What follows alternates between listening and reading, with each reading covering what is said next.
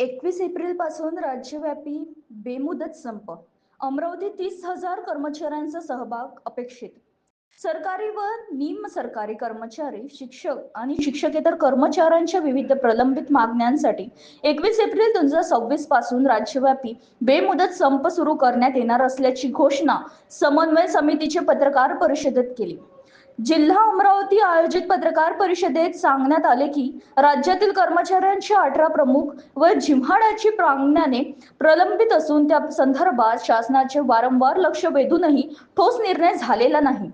February 2026 दरम्यान आंदोलन धरूनने व सत्याग्रह करूनही शासनाने सकारात्मक भूमिका न घेतल्याने हा संप पुढाकार आल्याचे स्पष्ट करण्यात आले. 7 व 8 मार्च 2026 रोजी झालेल्या बैठकीत राज्यव्यापी बेमुदत संपाचा निर्णय घेण्यात आला असून त्यानंतर प्रत्येक जिल्ह्यात संघटनाच्या बैठका घेऊन तयारी पूर्ण करण्यात आली आहे. मुख्य मागण्या: जुनी पेन्शन योजना सर्व कर्मचाऱ्यांना लागू करावी, कंत्राटी बिनशर्त सेवा नियमित करावी, रिक्त पदे तातडीने भरावीत, इतर एकूण 18 मागण्यांचा समावेश. समन्वय समितीने स्पष्ट केले की हा संप कोणत्याही प्रकारचा हौस नसून कर्मचाऱ्यांच्या न्याय हक्कासाठी उचललेला पाऊल आहे. शासनाने तातडीने सकारात्मक निर्णय घ्यावा, अन्यथा संपाची संपूर्ण जबाबदारी शासनावर राहील असा इशाराही देण्यात आला. अमरावती जिल्ह्यातील सुमारे 30,000 कर्मचारी या संपात सहभागी होणार असून सर्व कर्मचारी संघटनांना 100% सहभाग नोंदवण्याचे आवाहन करण्यात आले आहे. कर्मचारी एकजुटांची विजय असो अशा घोषणासह संप यशस्वी करण्याचा निर्धार व्यक्त करण्यात आला. नमस्कार, मी DS पवार, निमंत्रक सरकारी सरकारी शिक्षक शिक्षकेतर समन्वय समिती.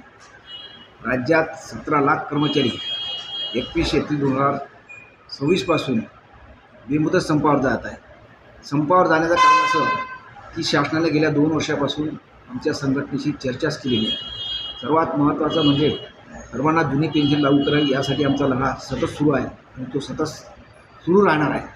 वास्तविक पाहता स्पष्टीकरणात्मक अधिसूचना काढल्याशिवाय ती जी योजना लागू केली आहे ती कशा प्रकारे आहे, त्यामध्ये कोणकोणते लाभ आहेत, कशा प्रकारे ती लागू होणार याबद्दलची अजूनहीपर्यंत कर्मचाऱ्यांमध्ये संभ्रम आहे. म्हणून तो सर्वात महत्त्वाचा प्रश्न आहे. कर्मचाऱ्यांची मागणी जुन्या पेन्शनचीच आहे, परंतु शासनाने फक्त महाराष्ट्र शासनाने ही योजना लागू केली आहे, पण महाराष्ट्राने लागू करूनही अजून अधिसूचना आल्यामुळे कर्मचाऱ्यांना संभ्रम असल्या हा महत्त्वाचा विषय आहे. त्यानंतर कंत्राटी कर्मचारी आहेत, जवळपास 20 ते 22 वर्षापासून कर्मचारी काम करत आहेत. हा सुद्धा एक कर्मचाऱ्यांचा भाग आहे.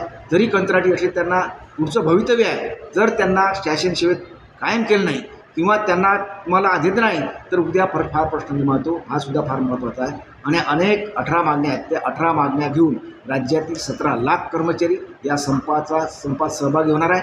शासनाने याची दखल घ्यावी, अन्यथा अनेक तीव्र म्हणजे जोपर्यंत शासन आमच्याशी चर्चा करणार नाही आणि चर्चेतून ज्या काही आमच्या प्रस्तावित मागण्या आहेत त्यावर निर्णय घेणार नाही तोपर्यंत आमचा हा संप सुरू राहील. तरी शासनाची दखल घ्यावी अशी विनंती आहे. धन्यवाद. जय हिंद, जय महाराष्ट्र, जय संघ.